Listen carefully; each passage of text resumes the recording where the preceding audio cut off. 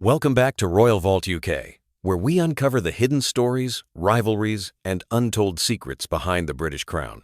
Behind the polished smiles and ceremonial grace of Buckingham Palace lies a world governed by quiet power and unspoken hierarchy. Today, we unveil a story few would dare to imagine: the subtle but unmistakable rivalry between two of the most formidable women in the royal family, Queen Camilla and Princess Anne. Both women, bound by duty yet divided by legacy, represent two sides of the monarchy itself, one modern, one traditional. Their quiet clash, though hidden from public view, has shaped the palace more than anyone dares to admit. Because in the heart of the royal household, influence isn't declared, it's earned and quietly defended. Long before King Charles ascended to the throne, two women had already defined their positions within his life and within the royal institution itself. Princess Anne, the only daughter of Queen Elizabeth II, was raised in the strict shadow of duty. She inherited her mother's stoic temperament, firm, unsentimental, and deeply loyal to the traditions that built the monarchy. Camilla Parker Bowles, on the other hand, emerged from an entirely different world, one of charm, social circles, and quiet influence. When she re-entered Charles's life in the late 1990s, she was not only a romantic figure, but also a challenge to everything the palace once stood for. Anne had known Camilla long before the world did. Their paths crossed decades earlier through the aristocratic circles that surrounded the young Prince Charles. At the time, Anne herself was linked to Andrew Parker Bowles, Camilla's future husband. The lines between friendship, affection, and rivalry began to blur long before history caught up.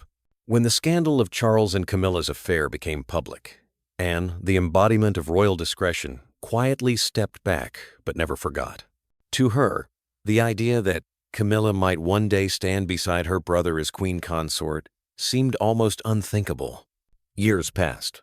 Anne continued to serve visiting military regiments, opening hospitals, fulfilling hundreds of engagements every year. She became, in the eyes of many, the monarchy's most reliable constant. Camilla, however, was undergoing her own quiet transformation from public outsider to indispensable companion. By the time Queen Elizabeth passed away in 2022, the question was no longer if Camilla would become queen, but how the rest of the royal family, especially Princess Anne, would adapt to her new power. Because behind every royal title lies something far more delicate: the struggle for respect. And within the marble halls of Buckingham Palace, that struggle was just beginning. Inside Buckingham Palace, influence often moves silently, carried not by decrees, but by gestures, glances, and the tone of a private conversation. In the months following the coronation, Queen Camilla began to reshape her new household. Trusted advisors from her long years beside Charles now found themselves positioned within royal committees, patronages, and social boards once under Anne's discreet oversight. To the outside world, these were routine appointments, but within the palace, they signaled a subtle power shift, one that did not escape Princess Anne's watchful eye. Anne, long known for her independence and duty-first philosophy, reportedly questioned several of these decisions during private family meetings. According to palace insiders, her view was simple: titles should never outrank service. For Anne, loyalty to the crown meant sacrifice and discipline, qualities earned over a lifetime, not bestowed overnight. To her, Camilla's growing visibility, from hosting receptions to influencing patronage assignments, seemed to stretch the limits of royal discretion. Camilla, however, viewed things differently. Having endured decades of scrutiny and vilification, she believed that her position as queen consort should allow her to modernize the institution, to make it warmer, more approachable, and less bound by the rigid traditions of the past. Their differing visions came to a quiet head during preparations for a major royal engagement, an upcoming Commonwealth reception to be hosted in the palace's Grand Gallery.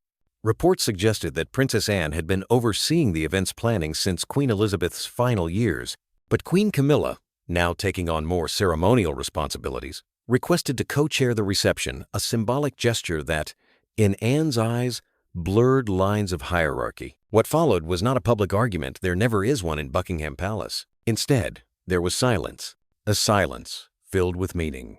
Camilla's team adjusted the seating arrangements, moving certain Commonwealth representatives closer to her table. Anne's name quietly disappeared from some briefing documents. Those who attended later described the event as flawless, polished, poised, and perfectly royal. But behind the gold chandeliers and polished smiles, tension lingered like an invisible draft. When Anne addressed the guests, her tone was steady and composed. She spoke not of titles or ceremonies, but of service, a lifetime commitment to duty, not a privilege to be borrowed.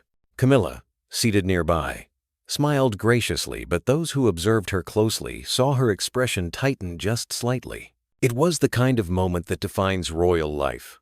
No confrontation, no scandal, only quiet defiance, masked by elegance. From that day, both women seemed to carve out their own territories. Camilla took the reins of charitable work focused on mental health and domestic issues, while Anne redoubled her presence across military regiments and state visits.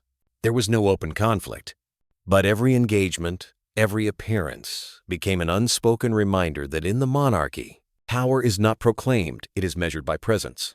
And in that silent contest, both women proved equally formidable. In the months that followed, the quiet tension between Queen Camilla and Princess Anne never surfaced in headlines, but within the palace, its echoes shaped every corner of royal life. Those close to the family describe a new rhythm, one in which both women move with deliberate grace, each guarding her own domain with a kind of silent respect and perhaps reluctant admiration. Camilla, now settled as queen consort, has become the face of a softer monarchy, approachable, engaging, and modern. She brings a human warmth to the royal image, offering laughter and empathy where once there was reserve. Anne, in contrast, remains the living embodiment of the Queen's legacy, tireless, disciplined, the keeper of the old code that values service above sentiment. Together, they form an unexpected balance, the very tension between them helping the institution survive. Because the monarchy, at its heart, has always thrived on contrasts, tradition and change, restraint and emotion, silence and spectacle. It is said that within Buckingham Palace, rivalry often hides beneath the surface of respect, and perhaps that is where its true power lies.